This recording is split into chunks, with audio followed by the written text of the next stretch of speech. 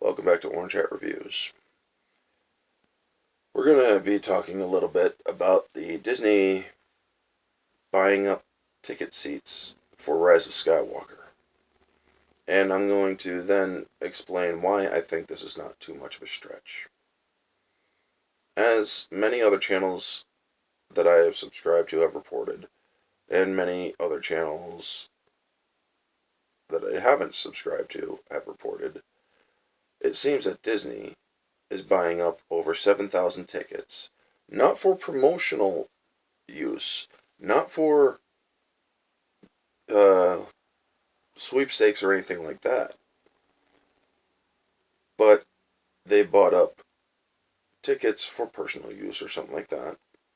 And the theater houses that they have shown to have booked are the same seats from December 19th to the 26th of December. 7 days, the same seats.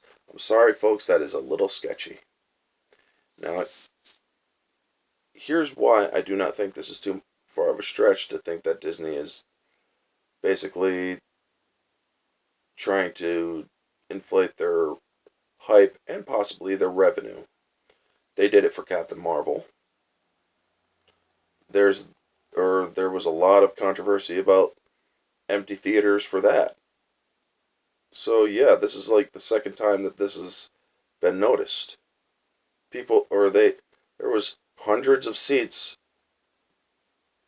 booked for Captain Marvel after a controversy had erupted over Captain Marvel because of the Rotten Tomatoes thing and Brie Larson's divisive statements. Well, I had a feeling back then that Disney would come out and protect their newest female superhero, which is actually a supervillain if you look at the deleted scenes of that movie. But anyway, I digress. They took pictures of the seats that were booked, and it was an empty theater house. Captain Marvel went on to make $1 billion plus, even though it was a crap movie. The money still went towards the box office. Now, Disney is already, everybody knows if you have been watching my channel, if you have been watching it faithfully, you will notice that I have posted videos about Disney being under an SEC investigation. Right now, there is nothing new to report, so sorry for that. But they have been allegedly inflating revenue over a decade. And if they are found guilty, I'm thinking they could lose like tens of billions of dollars. They have done all sorts of questionable things. These are the reasons why I wouldn't put it past them to do or to buy up tickets so that their movie will make money.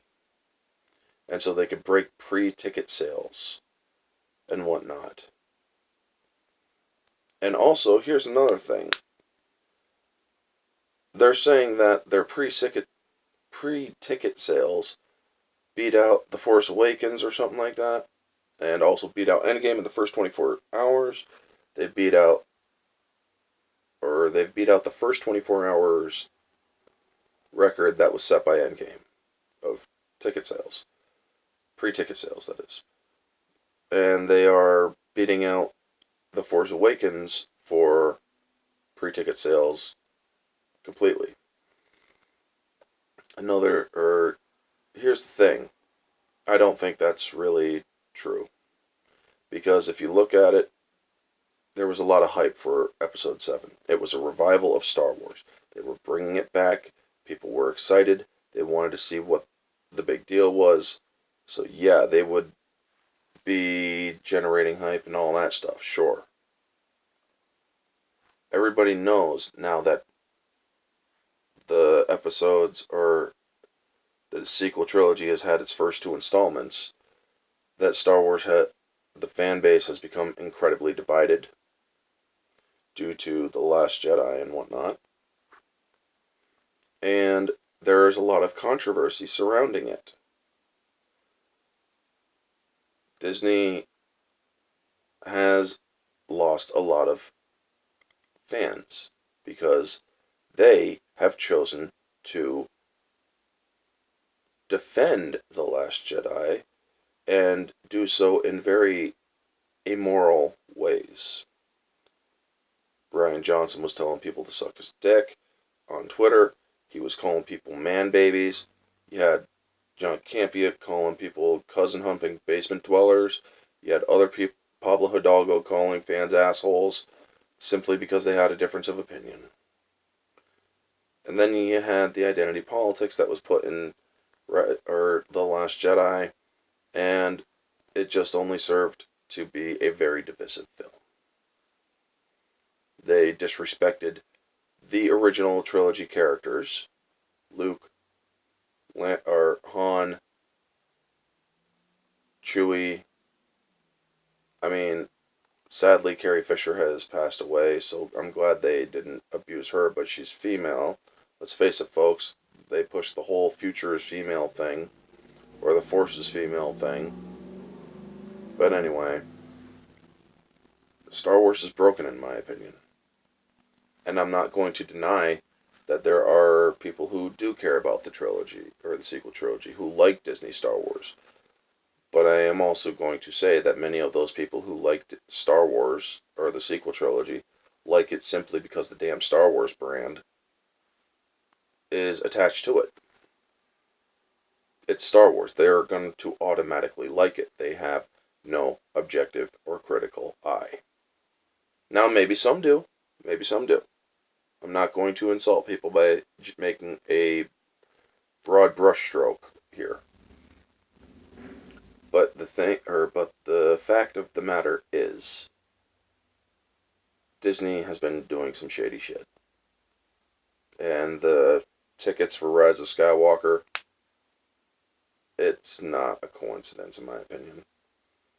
It's them trying to defend the Rise of Skywalker because there's controversy surrounding it, just not as much as the Captain Marvel controversy. Me, I'm actively boycotting Star Wars Episode 9. They will not get a dime of my money, but I will review it. Disney will never get a dime of my money. Not as long as they continue on the path that they are going on. Anyway, that's the video, folks. Do I think that the Rise of Skywalker ticket sales are Disney just trying to inflate revenue and hype? Yes, I do. Is it illegal? I don't think it is. But they've been doing some shady things. Anyway, y'all know the drill. Like, comment, subscribe, share, all that jazz. Let me know in the comments below what you all think. Do you all think that this is kind of weird that the same seats have been booked for 7 days in a row in pre-ticket sales? Do you think that these are 96 seats, 7,000 tickets that are not being used for promotional use? The numbers are not adding up, folks, but let me know what you think down in the comments below. This has been Orange Hat Reviews, and I'll catch you all on the next one.